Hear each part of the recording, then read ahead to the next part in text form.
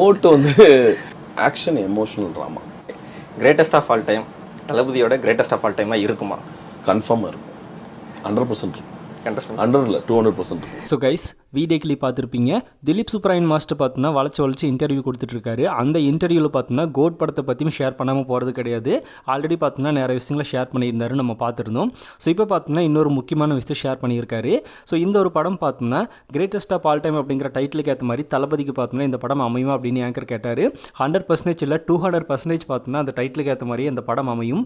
அந்தளவுக்கு கூஸ்பம்ஸான மூமெண்ட்ஸும் நிறையா இருக்குது. படம் வந்து ஆக்ஷன் ப்ளஸ் எமோஷனல் ட்ராமா அப்படிங்கிறத அஃபீஷியலாக கன்ஃபார்ம் பண்ணியிருக்காரு. அண்ட் அது மட்டும் இல்லாமல் இந்த படம் பார்த்தோம்னா பிளாஸ்ட்டாக இருக்காது, படம் ஃபுல்லாகவே பிளாஸ்ட் தான் அப்படின்ற மாதிரி ஷேர் பண்ணியிருக்காரு. ஸோ இந்த படம் டோட்டலாகவே பார்த்தோம்னா மொத்தமாக பிளாஸ்ட் ஆக போகுது அப்படின்ற மாதிரி ஒரு ஷேர் பண்ணியிருக்காரு.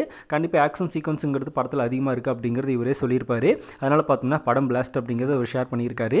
படம் ரொம்பவே நல்லா வந்துட்டுருக்கு. ஆடியன்ஸ் எல்லாருமே என்ஜாய் பண்ணுவாங்க. அந்த மாதிரி ஒரு சூப்பரான படமாக ரெடி பண்ணிகிட்டு இருக்காரு வெங்கட் பிரபு. அதை பார்த்தோம்னா அவரே அஃபீஷியலாக கன்ஃபார்ம் பண்ணும்போது நம்மளுக்கு இன்னும் கொஞ்சம் ஹாப்பியாக இருக்குது அப்படின்னு தான் சொல்லணும். So greatest of all time அப்படின்றக்கு ஏற்ற மாதிரி பார்த்தோம்னா படமும் அப்படி தான் இருக்க போகுது அப்படிங்கிறது ஒரு சொல்லும்போது இன்னும் நம்மளுக்கு படத்து மேலே கொஞ்சம் ஹைப் ஏறுதுன்னு தான் சொல்லணும். நிறைய பேர் பார்த்தோம்னா ஹைப் வேணாம் ப்ரோ அப்படின்னு சொல்கிறாங்க. ஆனால் ஹைப் இல்லாமல் பார்த்தோம்னா எந்த ஒரு படமும் ஹிட் ஆகாது. லியோவுக்கு ஹைப் ஏற்றதுனால நிறைய பேருக்கு பார்த்தோம்னா நினச்ச மாதிரி வரல. ஆனாலும் பார்த்தோம்னா அந்த படம் 600 கோடி கலெக்ஷனு. அதுக்கு பார்த்தோம்னா இதுக்கு முன்னாடி இருந்த ஹைப்பு.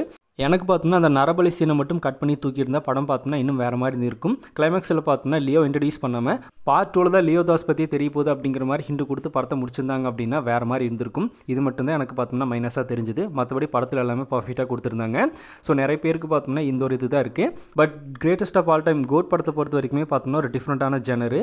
வெங்கட் பிரபுவுக்குமே ஒரு புது ஜானரு, தளபதிக்கும் புது ஜானரு. அதனால் பார்த்தோம்னா கரெக்டாக எடுத்துகிட்டு போய் கொடுப்பாங்க அப்படின்ற மாதிரி ஒரு நம்பிக்கை இருக்குது. அதுவும் திலீப் சுப்ராயன் மாஸ்டர் சொல்கிறதெல்லாம் வச்சு பார்க்கும்போது ஹைப் ஏறிட்டே தான் போகுது. ஸோ இவர் சொல்கிற விஷயங்கள்லாம் வச்சு பார்க்கும்போது படத்து மேலே இருக்கிற ஹைப் உங்களுக்கு எந்த அளவுக்கு இன்க்ரீஸ் ஆகுது அப்படிங்கிறத கமெண்ட்டில் ஷேர் பண்ணுங்கள். இன்னும் புதுசாக தளபதி ஃபேன்ஸ் யாராவது நம்ம சேனலை பார்த்துட்டு இருந்தால் மறக்காம சேனலை சப்ஸ்கிரைப் பண்ணிடுங்க. எனி டைம் நம்ம தளபதி பற்றின அப்டேட்ஸ் மட்டும் நம்ம சேனலில் தொடர்ந்து வரும்.